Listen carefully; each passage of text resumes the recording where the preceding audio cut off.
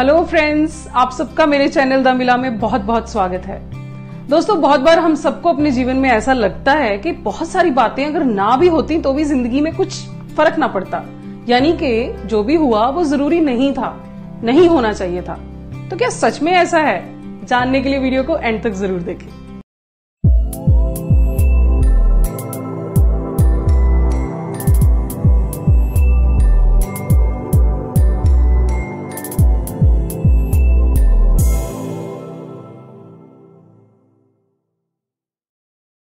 दोस्तों, रूमी कहते हैं कि जो इंसान ये मानता है कि जो भी हुआ गलती उसकी नहीं दूसरे की थी, तो समझो उस इंसान की यात्रा अभी शुरू भी नहीं हुई। और जो ये मानता है कि गलती उसकी नहीं मेरी भी थी, तो उसकी यात्रा आधी हो चुकी है। और जो ये मानने लगता है कि ना गलती उसकी थी ना मेरी थी, जो हुआ सो होना ही था, तो समझो उसकी यात्रा पूरी हो गई है। तो कहने का मतलब ये है कि बहुत बार हमें ऐसा लगता है कि जो भी हुआ उसमें शायद मेरी गलती कम या दूसरे की गलती ज्यादा थी, या मेरी गलती ज्यादा दूसरे की कम थी। पर असल बात तो ये है कि जो हुआ वैसे ही होना था।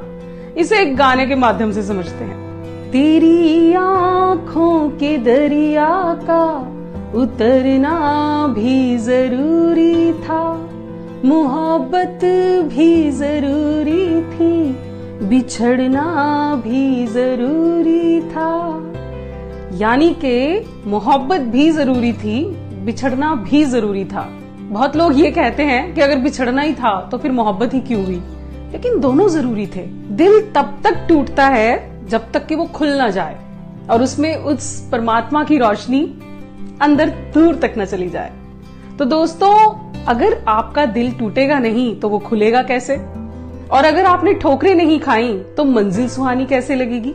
या फिर अगर धोखे नहीं मिले तो संभलना कैसे सीखेंगे? तो जब हम ये सोच रहे होते हैं कि जो हुआ वो नहीं होना चाहिए था, तो वो हम एक बहुत छोटी सी सोच के दायरे में रहकर सोच रहे होते हैं। और जब हम अपनी सोच के दायरे को बढ़ा लेंगे तब हमें लगने लगेगा कि जो हुआ ठीक ही हुआ, होना चाहिए था, वरना मैं कैसे ग्रो करता, कैसे मुझे बहुत सारी बातें समझ में आती। तो बस ऐसी गहरी सोच आते ही आप ये समझ जाएंगे कि जो भी हो रहा है उसमें कुदरत के केवल दो कारण हैं। या तो कुदरत आपको बचाना चाह रही है, जो चीज आपके लिए ठीक नहीं है आपको नहीं दे रही है, या फिर कुदरत आपको कुछ सिखाना चाह रही है, और सीखना तो पड़ेगा ही पड़ेगा। Father of logotherapy Viktor Frankl, जो साइकोथेरेपी की दुनिया में एक बहुत बड़े नाम है, उन्होंने अपनी जिंदगी के इतने इंपॉर्टेंट ईयर्स ऑशविट्ज में बिताए, नाजी द्वारा बनाए हुए कंसंट्रेशन कैंप्स में। और इतनी यातनाओं को सहते हुए उन्होंने ये समझा कि इंसान का जज्बा इन यातनाओं से बहुत ऊंचा है, और कुछ भी हो जाए इंसान के अंदर की हिम्मत हार नहीं मानती है। अपनी किताब मैन सर्च फॉर मीनिंग में वो बताते हैं कि इन कंसंट्रेशन कैंप्स में जो लोग होपफुल रहे, जो लोग अपनी तकलीफों को भुलाकर भी दूसरों की मदद करते रहे, वही यहाँ पर बहुत देर तक सरवाइव कर पाए। सिमिलरली डेविड आर हॉकिंस अपनी किताब the map of consciousness explained में बताते हैं कि वॉर भी जरूरी है, क्योंकि वॉर के दौरान ही बहुत लोग अपनी हिम्मत से मिलते हैं। उन्हें तब पता चलता है कि वो डरपोक नहीं है, वो बहुत बहादुर हैं। तो अपनी बहादुरी से मिलने के लिए भी कई बार इस तरह के हालातों को फेस करना पड़ता है, जहां आप अपने ही एक अलग स्वरूप से मिल सके, अपने अंदर की स्ट्रेंथ से एक हो सके। और फिर इस गहरी सोच में जाते हुए आप रियलाइज करेंगे कि जिंदगी में असल में बहुत कम चीजें हैं जो मैटर करती हैं। और थोड़ा और गहराई में चले गए तो ये समझने लगेंगे कि कुछ भी मैटर नहीं करता है, बस जिंदगी मैटर करती है।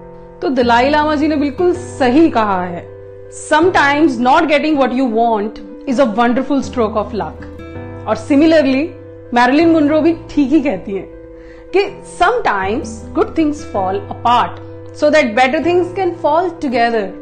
सो दोस्तों, जो भी हो जाए जिंदगी में आगे बढ़ते रहना है, कंफ्यूजन्स में हंसते रहना है, और टीयर्स में भी स्माइल करते रहना है। बस इसी जज्बे में जीना है कि जो भी होगा अच्छा ही होगा, और जो भी हो रहा है जरूरी है। तो दोस्तों, अगर आपको मेरा ये वीडियो अच्छा लगा हो तो प्लीज मेरे चैनल को सब्सक्राइब करें, वीडियो को लाइक और शेयर करें। Thank you so much.